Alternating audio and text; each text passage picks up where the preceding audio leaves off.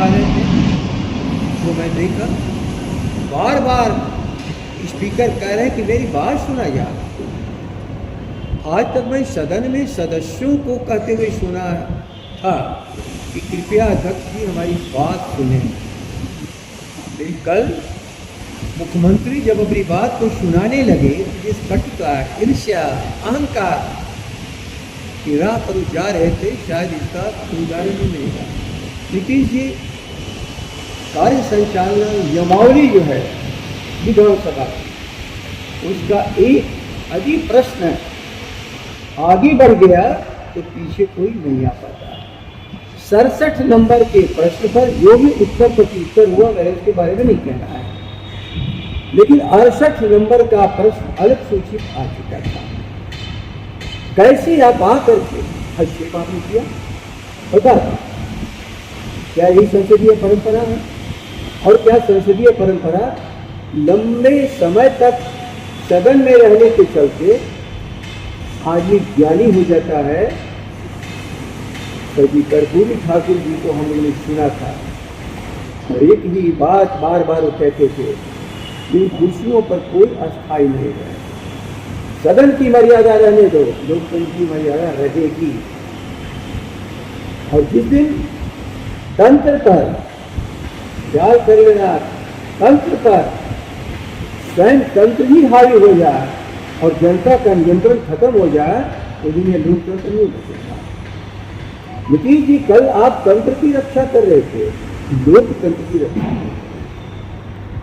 कल तो आपने नकार दिया कि जनता की कोई चीज होती है। एक प्रश्न का जवाब है नीतीश जी आपके पास, सदन की प्रतिनिधि जो जनता के प्रतिनिधि हैं 243, वो तो मुख्यमंत्री बना सकता है किसी मुख्यमंत्री में हैसियत, प्रधानमंत्री में हैसियत कि किसी को सदन का सदस्य बना दे, चाहे वो लोकसभा हो चाहे विधानसभा। नीतीश जी आप बहुमत के प्रतिनिधि हो और आप विधान के अनुसार, संविधान के अनुसार काम न करिए। कल आपने मर्यादा कहा नहीं है। ऐसे ही पर एक याद मैं दिलाना चाहता हूँ कि पूरे विधानसभा के सदस्यों को आपने पिटवाया स्पीकर के नाम पर, सभाध्यक्ष के नाम पर। और जिस ढंग से पुलिस ने मारपीट की, उसी दिन क्या था विषय विपक्ष का, पुलिस को इतना अधिकार मत दिया जाए कि जनता से ऊपर हो जाए और चाहे तो कानून से ऊपर होकर के जब चाहे उसको घसीट दे। यही प्रश्न था।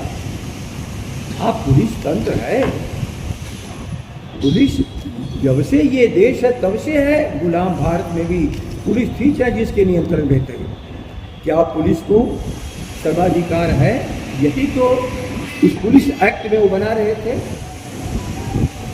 लेकिन सम्मानित सभा अध्यक्ष स्पीकर साहब,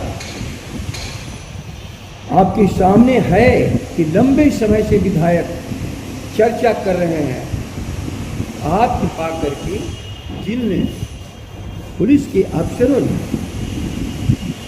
मर्यादाहीन कार्य किया है, विधायकों पर हाथ उठाया है, जूता से मारा है, लात से मारा है, उस पर कार्रवाई करिए। नहीं हो पाई। जब 243 विधायकों के भीतर विपक्ष की मारपीट हो सकती है, तो स्पीकर साहब आपके इलाके में उस घटना को दोहराया जा सकता है। विधान और संविधान की मर्यादाओं की रक्षा इसीलिए होती है कि कोई भी दुर्दशा का शिकार न हो। कल नीतीश जी ने तो कमाल ही कर दिया। उनके सामने संविधान नाम की कोई चीज नहीं है। वो कार्यपालिका को सर्वोपरि मानते हैं, कभी नहीं। विधायकों के द्वारा और विधायकों के द्वारा निर्मित होती है कार्यपालिका। कार्यपालिका नहीं सदन का निर्माण करती है। यह चीज़ें समझ में आ जाएगा। नीतीश जी उस दिन मानूंगा कि आपको संसदीय प्रणाली का ज्ञान है।